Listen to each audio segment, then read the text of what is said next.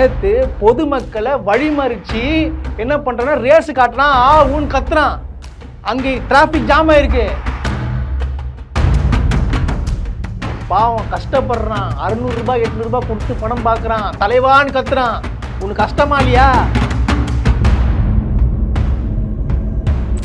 யாரெல்லாம் அந்த விஷயத்துல ஈடுபட்டிருந்தாங்களோ அவங்க மேல நடவடிக்கை எடுக்கப்படும் சொல்லிட்டு பறிக்க விட்டீங்களா? விடவே இல்லையே. ஆனால் சைமன் தாத்தா உன்ன மாதிரி ஒரு துப்பாக்கூரு பயந்தாங்கோலியே இந்த உலகத்தில்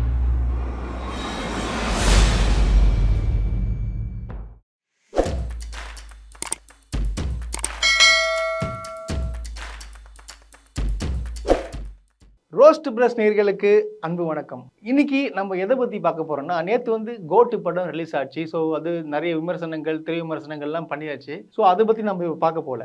நேற்று படம் ரிலீஸ் ஆனதுக்காக மக்கள் எந்த அளவுக்கு மன உளைச்சல் ஆனாங்கன்றதை பற்றி நம்ம பார்க்க போகிறோம். கண்டென்ட்டுக்குள்ளே போகிறதுக்கு முன்னாடி லைக், ஷேர், சப்ஸ்கிரைப் எல்லாம் பண்ணிவிடுங்க. வாங்க நிகழ்ச்சிக்குள்ளே போகலாம். நேற்று படம் ரிலீஸ் ஆச்சு, எல்லாருமே படம் பார்த்தாங்க. ஆனால் நிறைய பேர் மன வேதனையோடு பார்த்தாங்கன்னு தான் உண்மை. ஏன்னா தேட்டரில் டிக்கெட் எவ்வளோ விற்கிறாங்கன்னு பார்த்தீங்கன்னா, சராசரியாக 600 ரூபாயிலேருந்து 1500, 1800, 2000 ரூபான்னு விற்கிறாங்க. எங்கள் தேட்டர் கவுண்டர்லேயே இந்த மாதிரி அநியாயங்கள்லாம் நடந்திருக்கு. இன்னும் சில தேட்டர்லலாம் என்ன பண்ணுறாங்கன்னு பார்த்தீங்கன்னா, நீங்கள் வாங்க, நீங்கள் பசியோடு படம் பார்ப்பீங்க, அதனால் உங்களுக்கு பாப்கார்னு, கூல்ட்ரிங்க்ஸு அதை சேர்த்து என்ன பண்ணுறாங்க, அதுக்கும் காசு போட்டு இதை நீங்கள் வாங்கி தான் ஆகணும்னு சொல்லிட்டு 400 ரூபாய் 450 ரூபான்னு சொல்லிட்டு டிக்கெட் விற்கிறாங்க. இதெல்லாம் என்ன கொடுமை இது? அதை நான் கேட்குறேன். அதாவது இதெல்லாம் யார் கேட்கணும்னா, இந்த படத்தில் நடித்தார் பாருங்க ஹீரோ, அவர் தட்டி கேட்கணும். நிறைய பேர் சொல்கிறாங்க, என்னங்க நீங்கள் விஜயை குறை சொல்கிறீங்க, தேட்டருக்காரன் விற்றா என்ன பண்ணணும்? நான் சொல்கிறது பிளாக்கில் விற்கிறவங்கள பற்றி பேசல, தேட்டர் கவுண்டரில் விற்கிறாங்க. ஆன்லைனில் கூட டிக்கெட் புக் பண்ண முடியாது. பக்கா ஸ்கேம் நடந்திருக்கு. ஒரு டிக்கெட்டை நம்ம உள்ளே போயிட்டு கிளிக் பண்ணி உள்ளே போய் பார்த்தோன்னு வச்சுக்கோங்க, அது எரர்னு காட்டும். இதெல்லாம் என்ன இது? நான் கேட்குறேன். அப்போ இந்த அளவுக்கு ஏமாற்றி பணம் சம்பாதிக்கணும்னு சொல்லிட்டு ஒரு இது இருக்கா? யாரை ஏமாற்றி சம்பாதிக்கிறீங்க? யாரை ஏமாத்துறீங்க நீங்கள்? தப்பு இல்லை, பொதுமக்கள் தானே ஏமாத்துறீங்க. ஏன் விஜய் கேட்கணும், விஜய் சொல்லணும், அரசாங்கம் நிர்ணயிக்கப்பட்ட ரேட்டில் தான் நீங்கள் கொடுக்கணும், என் ரசிகனை நீங்கள் கஷ்டப்படுத்தக்கூடாது அப்படின்னு சொல்லிட்டு விஜய் சொல்லணும். ஏன் சொல்ல மாட்டாரு? ஏன்னா அவருக்கு சொந்த படத்தில் நல்லா சம்பாதிக்கணும், நான் நச்ச படத்தை நிறைய சம்பாதிக்கணும், நிறைய காசு வாங்கணும், அப்படிதான் ஒரு எண்ணம். மக்களை எதிர்பார்க்கல. இதுதானே உண்மை, இதுதானே கரெக்டான ஃபேக்ட்டுங்க. இது ஒரு மனசாட்சி வேணா? ஏன் வேலைக்கு போகிற ஒரு நாள் சம்பளங்க 600 ரூபாய், 800 ரூபாய், 500 ரூபாய், 400 ரூபாய் சம்பளம் வாங்குறவங்க கூட இருக்குதான். ஒரு நாளைக்கு 200 ரூபாய் சம்பளம் வாங்குறவங்க இருக்கான். அவங்களாம் விஜய் ரசிகர். கஷ்டப்பட்டு படம் பார்க்கும்போது கொஞ்சம் விஜய் யோசிக்கணும்ல என்ன நடக்குதுன்னு சொல்லிட்டு. நேற்று பார்க்குறேன், அந்த கூட நடித்த ஒரு வைபவ் ஒரு அசால்ட்டாக ஒரு ட்வீட் போடுறாரு. இது ஒரு பெருமையாக. ஹைதராபாத்தில் இருக்கும்போது விஜய் சொன்னாராம், இந்த மாதிரி நம்ம எப்போ படம் போய் பார்க்கலாம் அப்படின்னு சொல்லிட்டு சொன்னாராம். இல்லை நான் படம் பார்த்தே, நீங்கள் எப்படிங்க வருவீங்க, நல்லா இருக்காது அப்படின்னு சொன்னாங்களாம். உடனே இல்லை, நான் படம் காசு கொடுத்தா வாங்கி பார்ப்பேன் அப்படின்னு சொல்லிட்டு 80 ரூபாய்க்கு டிக்கெட்டு வாங்கி பார்த்தாரேன் ஹைதராபாத்தில். எப்படி நீங்கள் ஹைதராபாத்தில் உட்காந்து படம் பார்ப்பீங்க, ஆனால் உங்கள் ரசிகர்கள், உங்கள் மக்கள், உங்கள் தமிழ்நாட்டு மக்கள்லாம் என்ன பண்ணுவாங்க, நீங்கள் நேசிக்கிற, அதாவது நீங்கள் முதலமைச்சர் ஆகணும்னு சொல்கிறாங்க பாரு, அவனுங்களாம் 1000, 2000 கொடுத்து படம் பார்ப்பாங்க. அப்படி தானே? இது என்ன ஒரு மனநிலை அது? ஏன் இதுக்கு விஜய் குரல் கொடுக்க மாட்டாரா? கொஞ்சமாச்சும் குரல் கொடுக்கலாம்ல. இது ஏன் இப்படி பண்ணுறீங்கன்னு சொல்லிட்டு கேட்கலாம்ல. உடனே சொல்லுவானுங்க மற்ற நடிகர் அரசியல் வரலையே, நான் தமிழ்நாடை காக்க வர போகிறேன், நான் தான் தமிழ்நாட்டை காப்பாற்ற போகிறேன், நான் தான் தமிழ்நாட்டுக்கு ஒரு பயங்கரமான ஒரு சீரமைப்பை கொண்டு வர போகிறேன், உயர்த்த போகிறேன். கரைப்படாத கை, இது கரைப்படாத கையாது. ஏன் சார் 200 கோடி வாங்குறீங்க சம்பளம், வாங்குறீங்களே, அதுக்கு மேலே வாங்கியிருப்பீங்க இந்த படத்துக்கு. பாவம் கஷ்டப்படுறான், 600 ரூபாய் 800 ரூபாய் கொடுத்து படம் பார்க்குறான், தலைவான்னு கத்துறான். உனக்கு கஷ்டமா இல்லையா? நான் கேட்குறேன், உனக்கு கஷ்டமா இல்லையா? அது இதெல்லாம் மிகப்பெரிய தப்புங்க. விஜய் சார் தயவுசெய்து சொல்கிறேன், நீங்கள் அரசியலுக்கு வந்துட்டீங்க, கட்சி கொடி ரிலீஸ் பண்ணிட்டீங்க, இதெல்லாம் நீங்கள் தட்டி கேட்கணும். நீங்கள் கேட்க மாட்டீங்க. இது வரைக்கும் எதுக்குமே கேட்டதில்லை. இந்த விஷயத்துக்காக நீங்கள் எப்போவுமே குரல் கொடுத்ததே கிடையாது. உங்கள் படம் ரிலீஸ் ஆச்சுன்னா நீங்கள் என்ன சொல்லுவீங்க, என் படத்தை ரிலீஸ் பண்ண விட மாட்டாங்க, அது பண்ண விடுவாங்க, பிரச்சனை கொடுக்குறாங்க, அது கொடுக்குறாங்கன்னு சொல்லுவீங்க. நீங்கள் உங்கள் ரசிகை எவ்வளோ கஷ்டப்படுறான்னு தெரியுமா உங்களுக்கு? நீங்கள் எப்படி காப்பாற்றுவீங்க எல்லாத்தையும்? என்னத்தை காப்பாற்ற போகிறீங்களோ அதை விடுங்க. இன்னொரு விஷயத்த சொல்கிறேன்.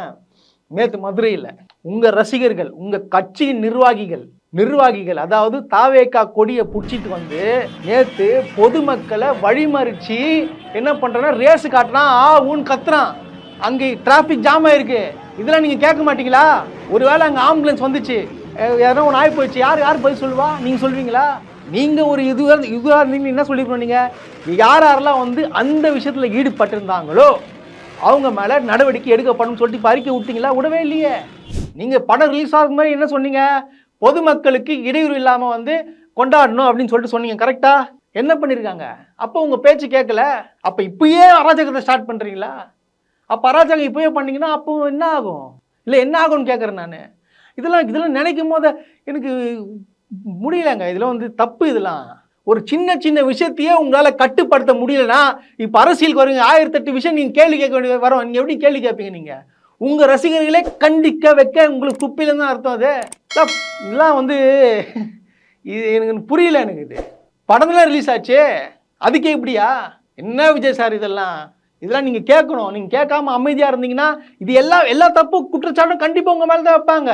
இதை நீங்கள் புரிஞ்சுக்கணும். நேற்று படம் ரிலீஸ் ஆச்சு, படம் பார்த்துட்டு வந்த ரசிகர்கள்லாம் எனக்கு பார்க்கும் போது இதெல்லாம் பாருங்களேன். ஐயோ கடவுளே, அங்கே பாருங்க அவன் பண்ணுற சேஷ்டெல்லாம்.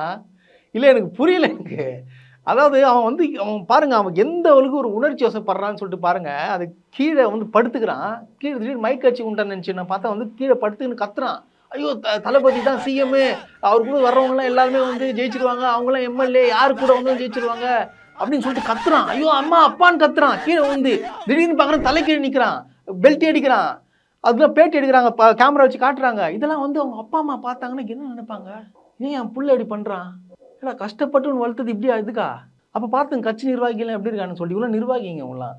இதெல்லாம் ஏன் இப்படி பண்ணுறாங்க? இப்படி பண்ணாதான் உங்களுக்கு இப்படி என்ன வெளிப்படுத்த விரும்புகிறீங்க நீங்கள்? ஆக்சுவலாக உங்களுக்கு இது எங்களுக்கு பார்க்கும் போது கஷ்டமாக இருக்குது. ஆனால் பைத்தியக்கார பசங்களாம் ஏன்டாடிலாம் பண்ணுறீங்க? உங்களுக்கு அசிங்கமாக இருக்காதா? உங்கள் பெற்றவங்க எப்படி ஃபீல் பண்ணுவாங்கன்னு தோணாதா? ஐயோ கடவுளே, எனக்கு சிரிக்கவும் தோணலை. எனக்கு வந்து மனசு ரொம்ப கஷ்டமாக தாங்க இருக்குது எனக்கு இதெல்லாம் பார்க்கும்போது.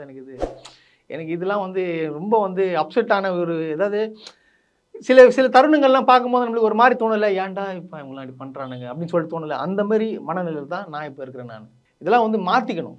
என்னடா எல்லாத்தையும் பேசிட்டான், கேட்டு நான் சீமானை பற்றி பேசவே இல்லை அப்படின்னு சொல்லிட்டு தானே யோசிக்கிறீங்க. அதெல்லாம் எப்படிங்க விடுவேன்? வந்து கண்டென்ட் கொடுத்துட்டாரு.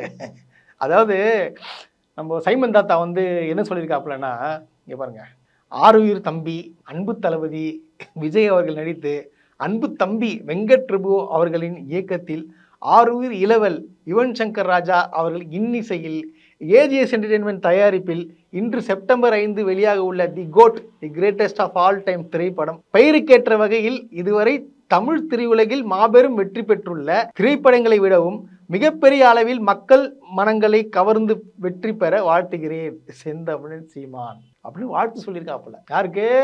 நம்ம விஜய்க்கு. எதுக்குன்னு பார்த்தோன்னு வச்சுங்களேன், ஆல்ரெடி வந்து விஜய் வந்து இவரை சேர்க்கார எல்லாருக்கும் ஆல்ரெடி மன உளைச்சல் ஆகிட்டாப்புல. இப்போ திடீர்னு வந்து நம்ம ஏதாச்சும் வாழ்த்து சொல்லி ஆகணும், இல்லைன்னா கூட இருக்கிற கொஞ்சம் விஜய் ரசிகர்களும் வந்து நம்மளை விட்டு போயிடுவாங்க அப்படின்னு சொல்லிட்டு அண்ணனுக்கு பயம் வந்துருச்சு. அதனால என்ன பண்ணிட்டாப்புலன்னா இந்த மாதிரி ஒரு ட்வீட்டை ஒன்று போட்டாப்புல. ஆனால் சைமன் தாத்தா உன்ன மாதிரி ஒரு டுப்பாகூர் பயந்தாங்கோலியே இந்த உலகத்திலே பார்க்கல. அதாவது பயம் உள்ள தெரியுது. ஐயோ நம்ம 8% மேலே ஓட்டு வாங்கிட்டோமே, அது 2% வாங்க மாட்டோமேன்னு சொல்லிட்டு இப்போ பயம் வந்துட்டு இருக்கோம். அதான் உண்மை. அதுக்காக வந்து என்ன பண்ணுறீங்க நீங்கள்? இப்போ ட்வீட்டை போட்டு அப்படியே மேட்ச் பண்ணி அப்படியே ஒரு பில்டப் ஒன்று கொடுக்குறீங்க. இதுதான் உண்மை, ஃபேக்ட்டு. சைமன் தாத்தாக்கு இதுதானே பொழப்பு. இதுதான் உண்மையான ஒரு, அதாவது இவன் அரசியல்வாதிலாம் கிடையாது, இவன் திருட்டு பையன். அவன் திரள் நிதி கலெக்ட் பண்ணுவான். இதுலேயே வச்சு திரள் நிதி கலெக்ட் பண்ணுவான். அந்த மாதிரி ஆளுங்களாம். ஏதாவது எப்போ எவன்கிட்ட ஏமாற்றி திரள் நிதி வாங்கலாம்னு இவன் பொழப்ப. வேறு என்ன பண்ணுறது? இனிமேல் வந்து திரள் நிதி கூட கிடைக்காது. அதனால தான் வந்து இப்போயே வந்து ட்வீட்லாம் போட்டு அப்படியே மேட்ச் பண்ணி விடுறது.